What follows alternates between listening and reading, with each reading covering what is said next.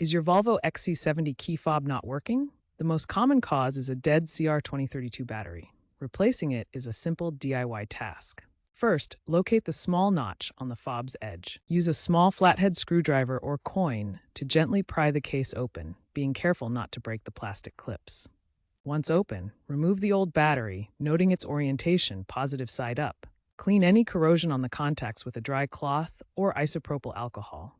Insert the new CR2032 battery with the positive side up and snap the case back together, ensuring it's fully sealed. Test the remote by locking and unlocking your car. If your remote still isn't working after a battery replacement, several factors could be at play.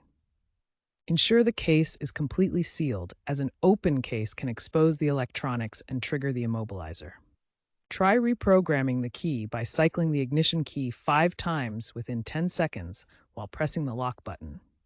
Cheap, low-quality batteries can also cause issues due to intermittent connectivity or corrosion. It's recommended to use original or high-quality batteries. If problems persist, professional reprogramming at a dealership might be necessary.